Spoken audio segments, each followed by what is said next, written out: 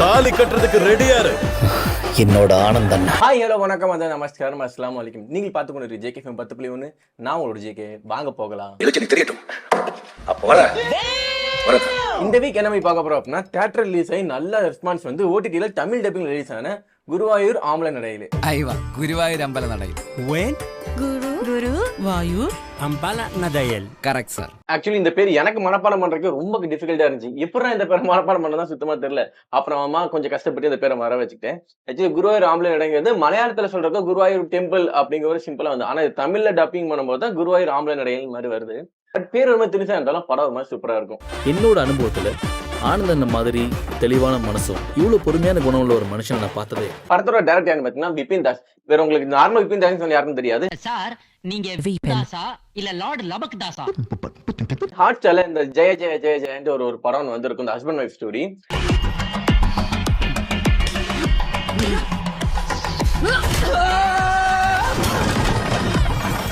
அந்த படம் உங்களுக்கு எவ்வளவு என்டர்டைன்மெண்ட் கொடுத்துச்சோ அதே மாதிரி டைரக்டர் இந்த படத்துக்கு செம என்டர்டைன்மெண்டா கொடுத்துறாரு.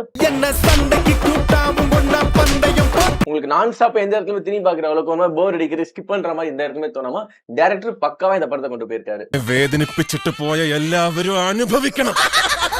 படத்தோட ஆக்டர்ஸ் யாருன்னு பாத்தீங்கன்னா பிருத்திவிராஜ், அகிலா விமல், அப்புறம் விஜய் ஜோசப்.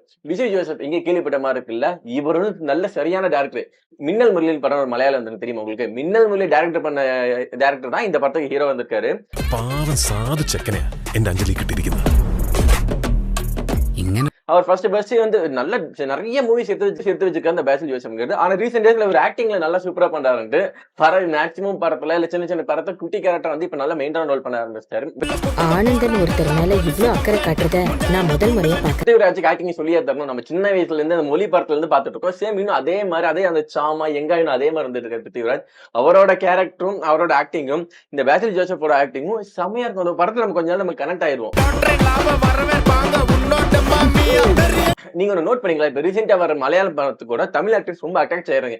என்ன ரீசன் அப்படின்னு நோட் பண்ணி பாத்தீங்கன்னா, உங்களுக்கு அந்த படம் பார்க்கறதுக்கான எந்த மோட்டிவுமே கிடையாது. ஒன்லி என்டர்டைன்மெண்ட், ஜாலியா இருக்கணும். முதல் விஷயம் மலையாள படத்தை இப்ப வர மலையாளத்தை பார்த்தா ஃபேமிலியா உட்காந்து பார்க்கலாம். அந்த மாதிரி ரொம்ப ஒரு 18+ ரொம்ப கிளாமரான டான்ஸ் கிடையாது, ரொம்ப பேடான 18+ காமெடி கிடையாது.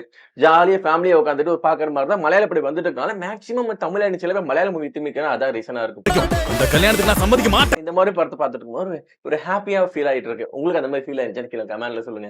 அப்ப நாங்க ஓடிடுவோம். ஒன்ஸ் பண்ணிட்டு மலையாள மூவிஸ் பாக்குறதுலாம் லைட்டா ஒரு மாதிரி கன்ஃபியூஷனா இருக்கு. ஏன்னா எல்லா படமும் ஒரே மாதிரி அவங்க ஊருக்குள்ள அவங்களை சுத்தி காமிச்சிட்டே இருக்கிற மாதிரி ஃபீல் ஆகும்.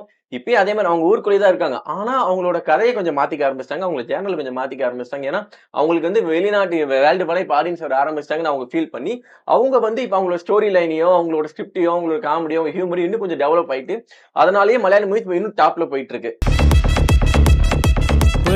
மலையாளிஸ்க்கு தமிழ் மூவி மேல என்னதான் கிரஷன் தெரிய மாட்டேது. ஏன்னா மலையாளி படம் ஒன்று ஹிட் ஆகுது அப்படின்னா அதுல தமிழ் சாங்ஸ் சரியான இம்பாக்ட் வச்சிருக்கு. அதே மாதிரி இந்த படத்துல ஒரு தமிழ் சாங் ஒண்ணு செமையா கொடுத்துருக்காங்க.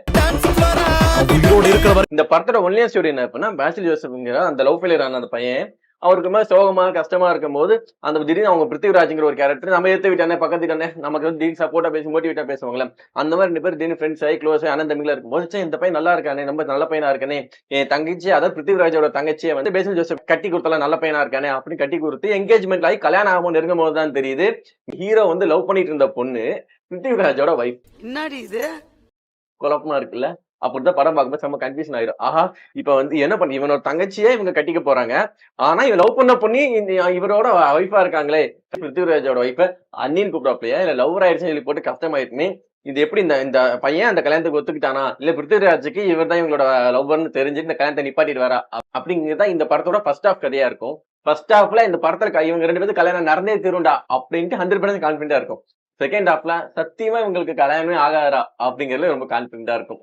படத்தோட கிளைமேக்ஸ்ல இவங்களுக்கு கல்யாணம் ஆச்சா ஆகலையா, இந்த கல்யாணத்துக்கு யார் யாரெல்லாம் தொந்தரவா இருந்தாங்க, எப்பெல்லாம் டிஸ்டர்பன்ஸ் இருந்துச்சு அப்படிங்கிறத ஏதோ செம்ம காமெடியா பண்ணா படம் ஃபுல்லா நான் ஸ்டாப்பா உங்களுக்கு சிரிக்க வச்சுட்டு கொண்டு போயிருப்பாங்க குருவாயூர் ஆம்பளை நடையில. நான் George MBBS MD in psychiatry. அப்பதான் இந்த படத்தோட கிளைமேக்ஸ் ஒரு 20-30 நிமிஷம் இது கல்யாணம் ஆகுமா ஆகாதா, யாரா இந்த கல்யாணத்தை நிறுத்துவா, ஒரு 8 பேர் கல்யாணத்தை நிப்பாட்டு இருக்கு, ஒரு 8 பேர் கல்யாணத்தை நடத்தி வைக்கிறதுக்கு ஒரு மாதிரி ஃபன் அண்ட் காமெடியா போயிட்டு இருக்கும். இந்த படத்துல அவங்க சொல்ல வர்றது என்ன அப்படின்னா, கல்யாணம் ஆனதுக்கு அப்புறம் உங்க பாஸ்ட உங்களோட ஹஸ்பண்ட் கிட்ட சொல்லாதீங்க. சொன்னீங்கன்னா ஏத்துக்கிறது ரொம்ப கஷ்டமா இருக்கும். உங்களோட பாஸ்ட தெரிஞ்சு உங்கள்ட்ட கல்யாணம் பண்றாங்க அப்படின்னா அவங்கள விட்டுறாதீங்க. அது நீங்க ரொம்ப கஷ்டப்படுவீங்க. മാലിട്ടിട്ട് കള്ളം പറഞ്ഞ മലയ്ക്ക് പോകുമ്പോ പുലി പിടിക്കും. சரி, ஓகே மக்களே, இந்த படம் வந்து ஹாட் ஸ்டார்ல ஓடிடி ரிலீஸ் ஆயிருக்கு. ஃப்ரீயா கேட்டது ஃப்ரீயா தெரியல, பிரீமியம்ல இருக்கு. நீங்க போய் பார்க்கலாம், நல்ல டவுன்லோட் பண்ணி பார்க்கலாம். உண்மையிலே செம சூப்பர் படம். மலையாள படம் இப்ப எப்பவுமே ஃபேமிலி பாக்குற படமா தான் இருக்கு. அது என்னைக்குமே குறைச்சல. அதே மாதிரி இந்த படம் ஃபேமிலி பாக்குற படமா தான் இருக்கும். ஓகே, பாய் மக்களே. இந்த படத்துல ஏதாச்சும் குறைகளை விட்டுருந்தேன் அப்படின்னு கீழே மறக்காம கமெண்ட் சொல்லுங்க. உங்களுக்கு இதே மாதிரி ஏதாவது நல்ல மூவி வேணும், இனிமேல் பாத்துட்டு சொல்லுப்பா, ஒரு ரிவ்யூ நல்லா இருந்துச்சு அப்படின்னு சொன்னா கீழே மறக்காம கீழே கமெண்ட் சொல்லுங்க. அந்த மூவி வந்து பார்த்துட்டு கமெண்ட் சொன்னா டாடா பபாய்.